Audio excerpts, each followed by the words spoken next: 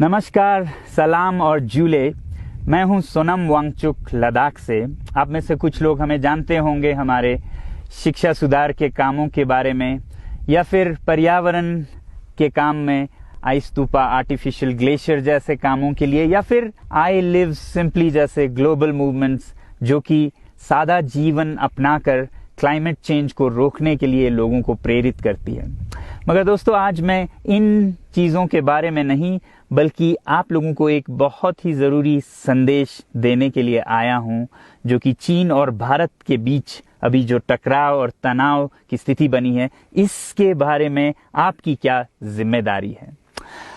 मैं लद्दाख में हूं और आप देख रहे हैं सिंधु नदी को बहते हुए यहाँ, और वो जो पहाड़ियाँ हैं उनके पीछे नुब्रा और चांगथांग के वो इलाके हैं जहाँ पर ये तनाव बढ़ता जा रहा है। हजारों सैनिक वहां ले जाए जा चुके हैं। सुनने में आया है चीनी वायुसेना के जहाज भी वहां तैनात किए गए हैं, और एक घंटे पहले भारतीय वायुसेना के जहाज भी मेरे ऊपर मंडरा रहे थे। सामान्यतः जब सीमा पर तनाव होता है तो हम आप जैसे नागरिक ये सोचकर सो जाते हैं रात को कि सैनिक इसका जवाब दे देंगे।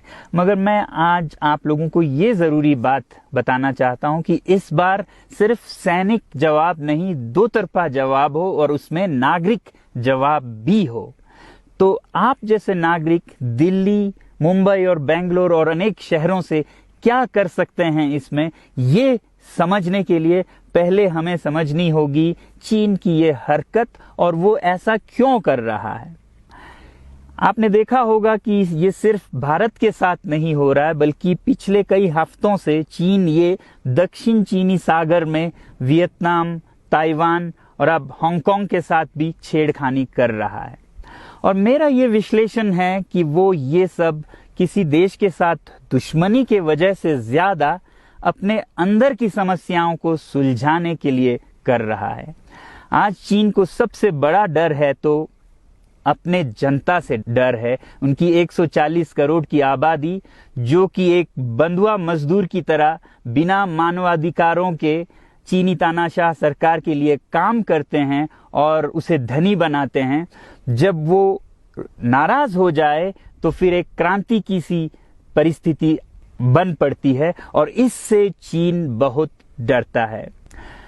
आज कोरोना के प्रकोप के बाद चीन में फैक्ट्रियां बंद हैं, एक्सपोर्ट्स बंद हैं और बेरोजगारी 20% तक बढ़ चुकी है। लोग बहुत नाराज हैं, क्रांति हो सकती है, तख्ता पलट हो सकता है। इसीलिए चीन पड़ोसियों से दुश्मनी करके अपनी जनता को अपने साथ जोड़ने में लगा हुआ है, और ये पहली बार नहीं कर रहा है। 1962 में जब भारत के साथ जंग की तो वो जंग भी उसने अपने जनता को संभालने के लिए की थी। तब 4 साल का अकाल और भूखमरी हुई थी, और इससे ध्यान हटाने के लिए ये जंग की थी। चीन के लिए अपनी जीडीपी और जो खुशहाली है उसे बढ़ाते रहना बहुत ही जरूरी है, और जिस दिन जीडीपी घट जाए वहां की जनता क्रांति के लिए तैयार है।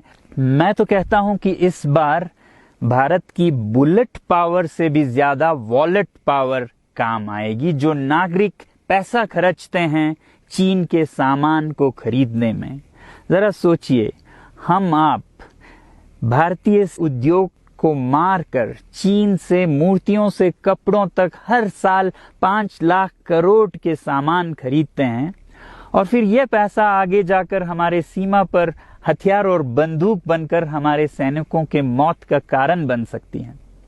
तो इसलिए अगर हमारे देश के 130 करोड़ लोग और 3 करोड़ जो भारतीय बाहर के देशों में हैं, सब मिलकर भारत में और बल्कि दुनिया भर में एक boycott made in China movement या अभियान शुरू करते हैं, तो आज दुनिया भर में चीन के प्रति रोष है। हो सकता है कि सारी दुनिया साथ आए और इतने बड़े स्तर पर चीनी व्यापार का बॉयकॉट हो कि चीन को जिसका सबसे बड़ा डर था वही हो, यानी कि उसकी अर्थव्यवस्था डगमगाए और उसकी जनता रोष में आए, विरोध और तख्ता पलट।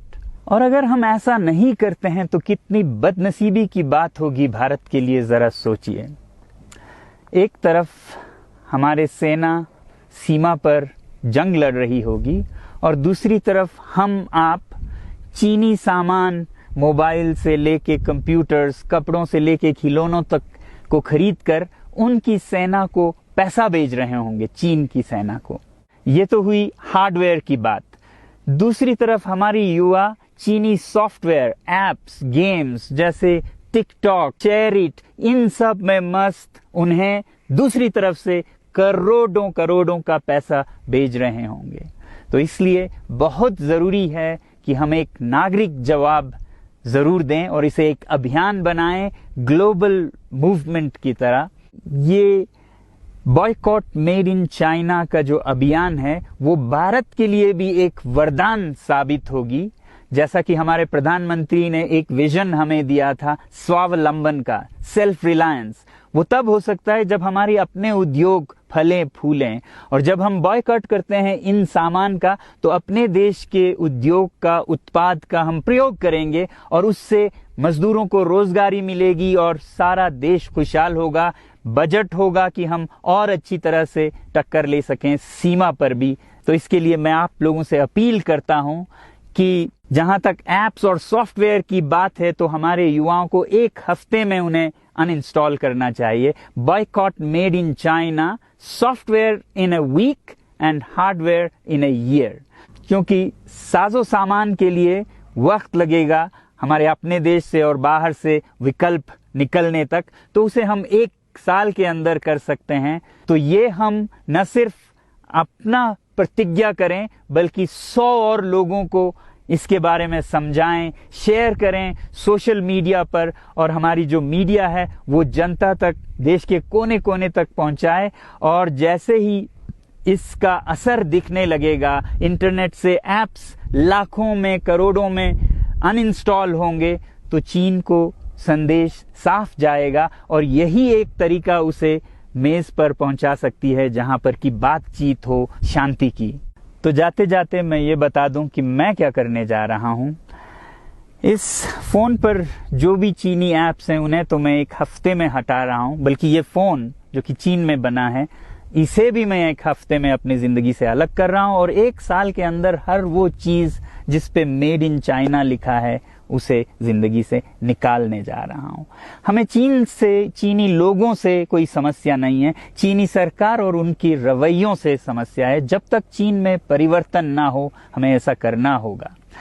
और आप लोगों से मैं अपील करता हूं कि आप अपने शहर में, अपने मोहल्ले में ऐसे इवेंट्स करें जहां लोग प्रतिज्ञाएं करें कि चीनी सामान का बहिष्कार करें जब तक चीन में परिवर्तन ना हो।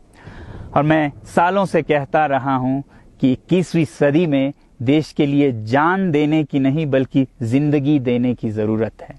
लद्दाख में बढ़ते हुए ये देश के लिए जान देने का कारोबार बहुत देखा, और जहां एक तरफ मैं सलाम करता हूं उन लोगों के लिए, उन लोगों को जिन्होंने देश के लिए जान दिया, मगर इस 21वीं सदी में मेरा ख्याल है कि देश के लिए जान देने की नहीं, जिंदगी देने की जरूरत है।